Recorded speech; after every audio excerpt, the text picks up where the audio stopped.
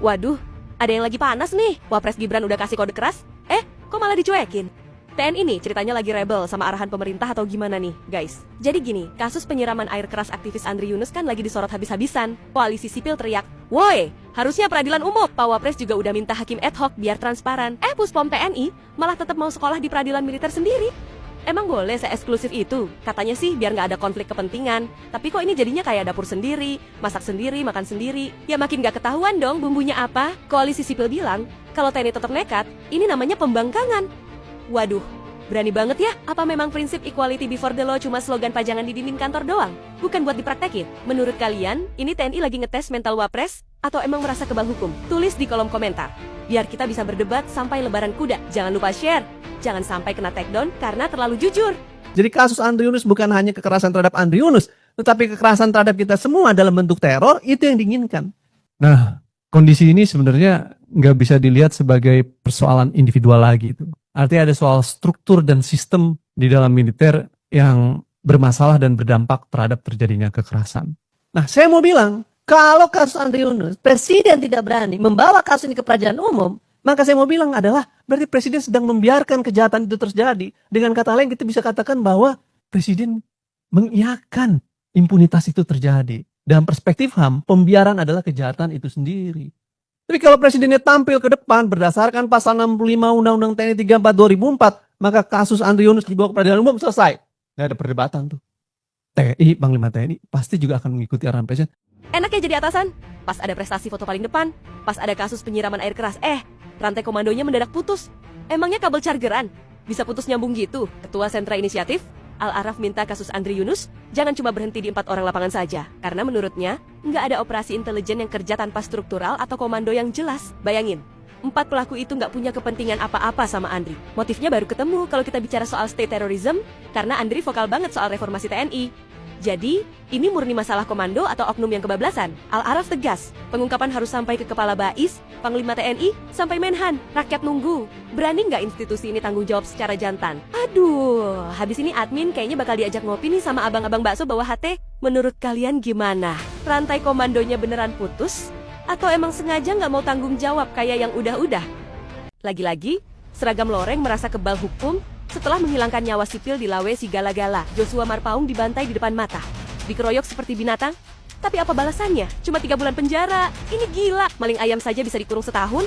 Ini hilangkan nyawa manusia, tapi vonisnya cuma seharga hitungan bulan. Di mana letak keadilannya? Yang bikin makin panas, disebut ada 4 anggota TNI yang terlibat. Tapi kenapa cuma 2 yang diproses? Kayak gini kok, mau nambah kodam, mau nambah batalion, sama saja dengan menambah daftar panjang penderitaan bagi masyarakat. Semakin banyak kekuatan, semakin angkuh mereka merasa kebal hukum. Sampai kapan rakyat kecil harus jadi korban arogansi orang yang merasa punya kuasa? Keluarga Joshua sudah berjuang, bolak-balik cari keadilan, tapi yang mereka dapatkan cuma penghinaan hukum. Jangan diam, jangan biarkan kasus ini menguap begitu saja. Kalau hukum sudah tak lagi tajam, maka kitalah yang harus bersuara sampai mereka tidak bisa lagi bersembunyi di balik seragamnya. Lagi-lagi anggaran Badan Gizi Nasional disorot. Kini pengadaan tablet dengan harga 17,9 juta per unit. Padahal harga pasarannya 9-12 juta.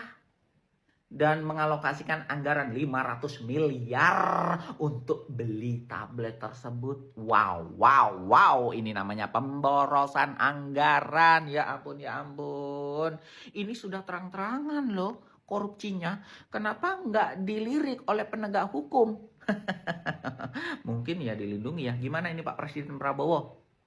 Ini loh, tabletnya harganya murah. Coba kalian searching ya. Mereknya ini Samsung Galaxy Tab Active 5. Coba kalian searching harganya berapa di marketplace, murah. Lah di sini dianggarkan 17,9 juta per unit. Ya ampun. Terus fungsinya juga apa? Pengadaan tablet ini untuk apa? Untuk apa? Untuk apa? Apa fungsinya? Yang punya dapur itu swasta. Kalau memang kerja ya udah beli sendiri, anggarannya sendiri gitu loh. Aduh, entahlah. Mau komen capek. Nanti kalau aku terus mengkritik, malah aku dibilang benci pemerintah, nggak suka pemerintah, cari-cari kesalahan pemerintah. Aduh, padahal kita mengkritik, duitnya duit rakyat loh. Ngepet, bajingan. Wah, lihat tuh, BGN habiskan 113 M untuk sewa jasa event organizer. Dadan demi profesionalitas. Lu terang-terangan amat sih, Dan. Hah? Lu setor ke siapa sih? Hah? Edan, sia maling di siang bolong. Gelo terang-terangan pisan. Dadan, sia. Meskipun menangani beberapa event, ya, apa iya harus 113 miliar? Lo bikin acara apa sih, Dan? Hah? Orang mah lagi efisiensi, negara lagi sekarat. Kalian percaya, kalau BGN itu proyek mega korupsi? Coba kalian lihat ini. Sadis, BGN habiskan 622 miliar untuk beli seragam, sepatu olahraga, topi, baret, kaos, hingga kaos kaki. Sadis, BGN, pengeruk dan maling duit rakyat, terang-terangan, mega korupsi, luar biasa, bangsat bajingan. Presiden Prabowo bilang, kita siap mati di atas jalan yang benar dan membela rakyat. Pertanyaannya, rakyat yang mana yang dibela? Mafia? Koruptor? Iya. Apa kabarnya Pak guru-guru honorer? Apakah selama ini ada yang bela? Apa kabarnya orang tua murid yang anaknya dikasih makan belatung? Apa selama ini ada yang bela? Bukannya malah mereka dilaporkan?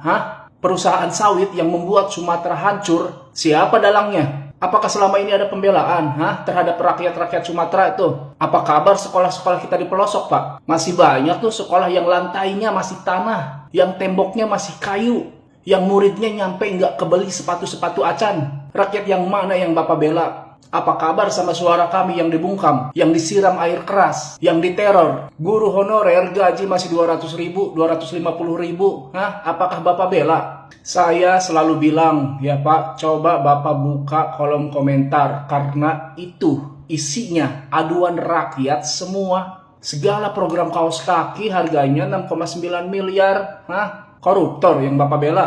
Kalau ada rakyat yang ngomong, didengerin ya Pak. Ya, maaf nih.